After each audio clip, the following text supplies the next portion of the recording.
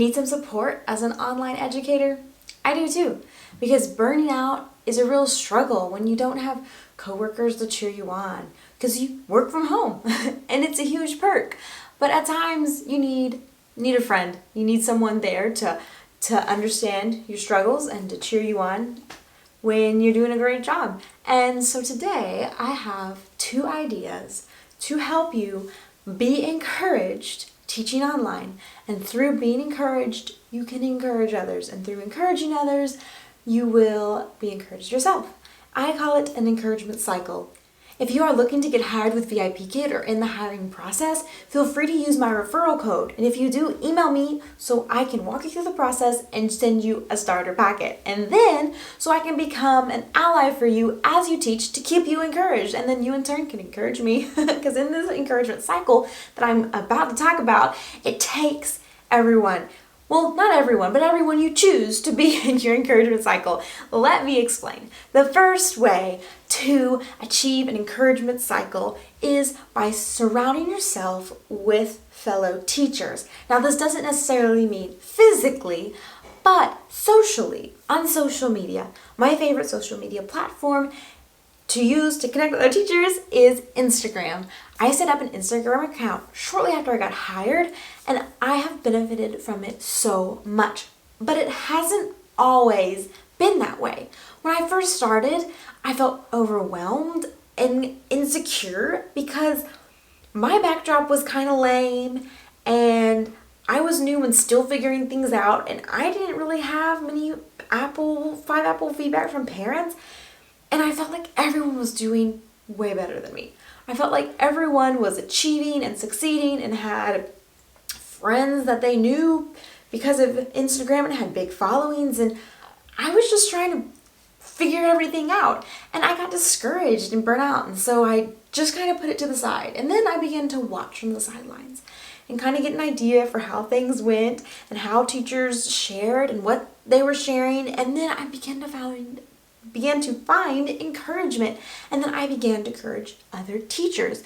And now when I say I encouraged other teachers, it wasn't because I had some huge platform and had a lot of wise things to say. I was just there to cheer people on when they were signing their new contract, when they were getting hired, when things were going well for them. I cheered them on, and that's easy to do by liking a photo or commenting something meaningful and let them know you're excited, that you see them and you're excited for them. And then sometimes there's when teachers aren't having such a great time, when things are hard, when bookings are low, when parents are challenged, when you have birds and mammals lessons that nobody likes, it can be challenging. And so I found that you can be there for other teachers and you can say, hey, you're not alone. And you do that by liking and commenting, and this is how you connect. And soon you'll find that this person you've been connecting with on the feed is a friend in the DM. And then you find that that new person that just commented on your photo becomes your tagging buddy because you don't have anyone to tag. When the giveaway says tag 3 friends and all you know is your referring teacher, well, then suddenly you get scrappy and you think, you know what? Teacher Lily, she posted on my post. She commented on my post. So I'm going to tag her because we'll be friends. And you know, it's been months and months, and Teacher Emily and I still tag each other up and back in giveaways. We're tagging buddies. Now, the thing with posting on Instagram is it's sometimes hard to watch teachers who are able to post all day long, or their posts are always beautiful and so well put together. And this can be overwhelming, but don't let it be. Find what's maintainable and manageable for you. Find what's enjoyable for you. Because if you find that posting on Instagram just drags you down, then you need to cut back. But if it really fuels you and makes you excited, then go for it. If posting all day long and sharing stories every day is what really fills your cup, then that's fantastic. And if not, don't feel bad. Don't feel bad for not having a new post 3 times a week. It's okay. What works for for you is what is going to be enjoyable. So don't try to force it into something that's not enjoyable or squander it if you really just want to share. Find what works for you. Find what's maintainable, because there's joy and encouragement in that. And when you are maintaining it at a level that you enjoy it, you'll find you are so much more encouraging and you become so much more encouraged but from other teachers. And it needs to be a cycle where you're encouraging and they're encouraging you, because that's maintainable as well. If it was just you pouring out all the time, that's exhausting. And so be sure you have comments and love for others, so that when it's your turn to need some encouragement, it can come back at you. It's like a boomerang. Ooh, my encouragement cycle just turned to a boomerang. Be sure to stay to the end of this video, because at the end I will share 5 of my favorite Instagram accounts. Now these are all VIP Kid Teachers, and they are accounts I just really love to follow, and I will tell you who they are and why I love to follow them at the end of this video, so do stay tuned. The second way to encourage teachers is to leave valuable teacher feedback after classes. Now wait, I know it's difficult to leave parents feedback after all our classes, but to leave a teacher feedback seems like I'm asking more of you. But hold on, it's not as difficult or as needed as often as you might think. So bear with me as I delve into this. Delve, I like that word. So why leave another teacher that you don't know feedback? Well, because that teacher is going to teach Bao Bao next. You just finished class with him, and you can give that teacher a glimpse into the class you just had. And through this glimpse, they are able to better prepare for class. And by preparing more effectively, they're able to teach a better class. And by teaching a better class, Bao Bao's able to have a better class and learn English more effectively. And isn't that our job? To teach Bao Bao English? And if he can learn it more effectively and have a teacher who already knows a little bit about him before she comes to class, well, that's huge. That's amazing. We're becoming better teachers because we are empowering each other to be better teachers. I'm so excited about this. I am hoping you guys will join me in a challenge. It's a simple challenge. It's for 30 days, and it's to leave a 1-sentence feedback to the next teacher once a day in one of your classes. So it's not after every class, it's only in one of your classes. The class that you felt like, I wish I had known this before I went into that class. If you can answer that question, then you need to leave 1 sentence for the next teacher. And just like that, we solved all the teaching problems. I'm kidding. I know this won't solve all your problems, but it can be so valuable. Take the time to see what the previous teacher told you. Implement their suggestions, take into consideration their ideas, and then leave valuable feedback for the next teacher.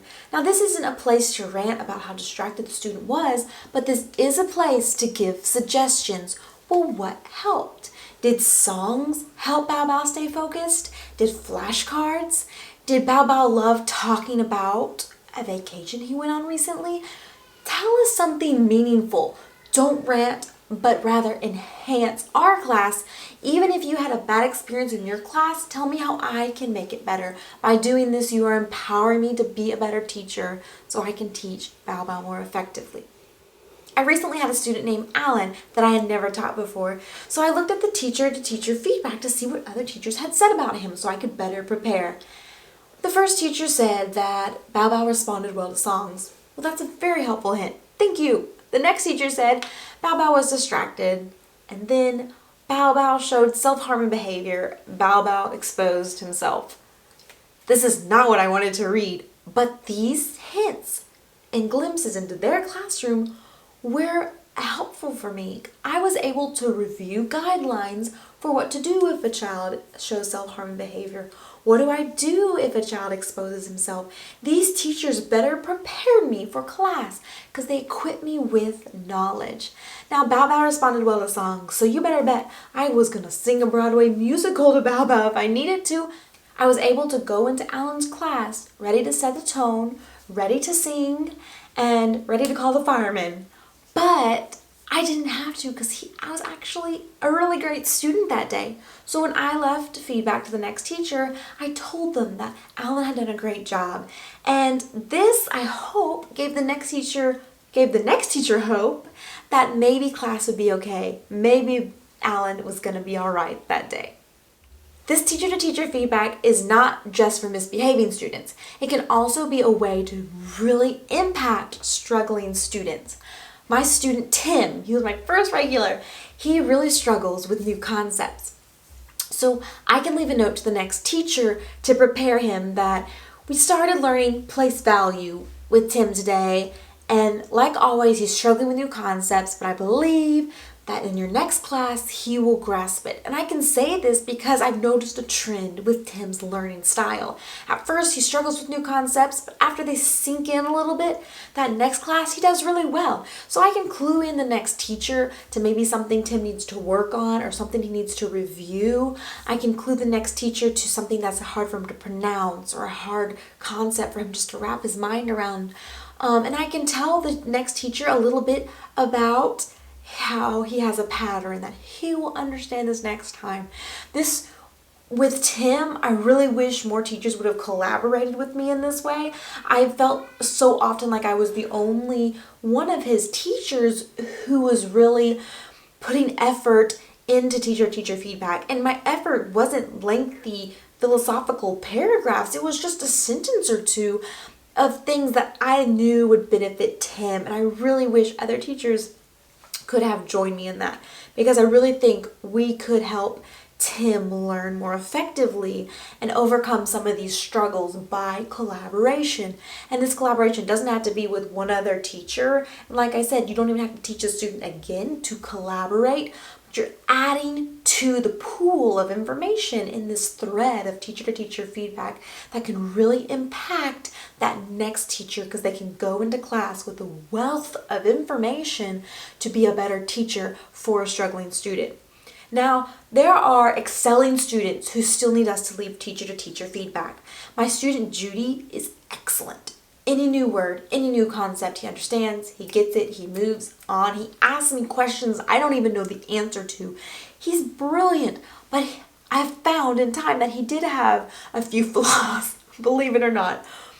So I'm able to leave the next teacher valuable feedback of things that they might miss and that I even missed for a while in his classes. Now I teach him multiple times a week, and so I begin to catch on to things.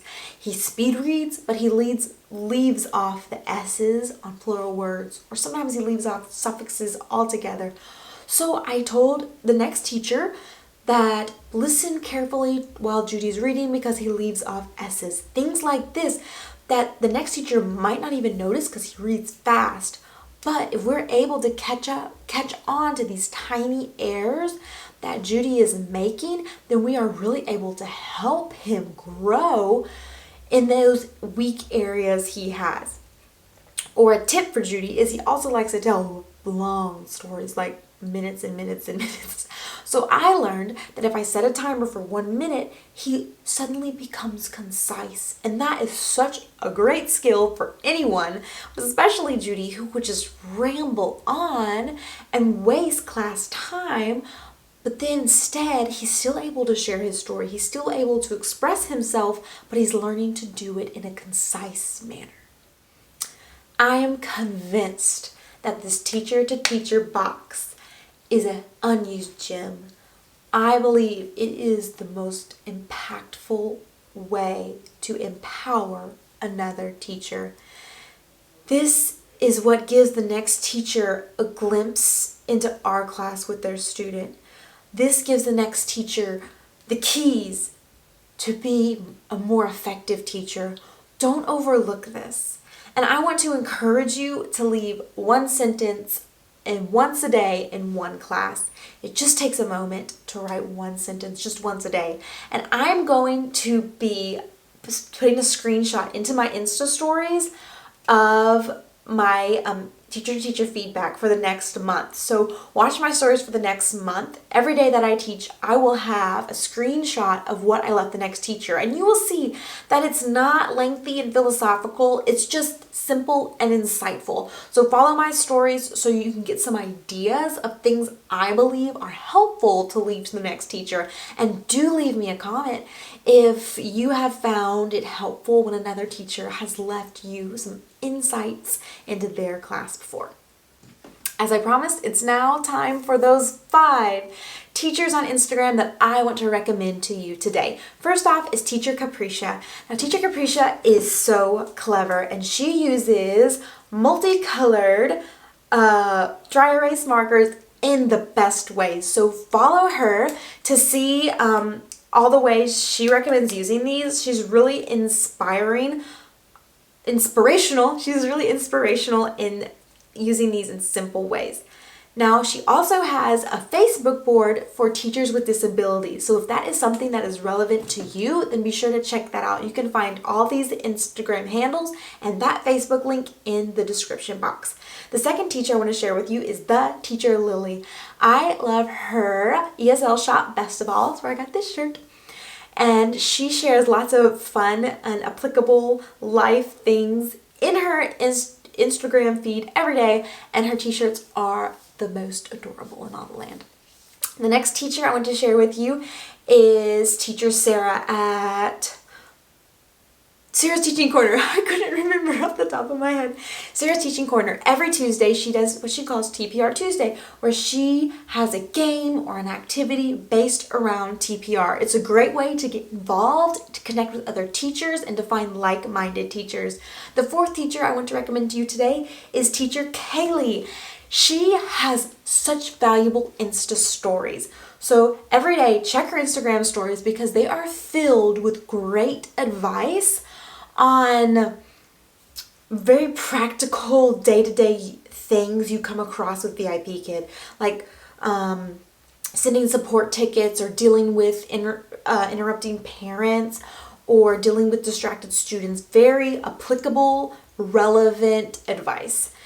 The 5th teacher I want to recommend to you today is Teacher Emily at Teacher Couple Mom and Dad. Her and her husband both teach for VIP Kid, and I find her posts very inspiring because they overcome odds to make things work for their family, and it's just really inspirational. So those are my top 5 Instagram channels, no posts, no people, Instagrammers. And there you have it. Those are my top 5 Instagrammers for you today. So go check out their feeds because I do believe you will benefit from their wealths, their plethora of knowledge.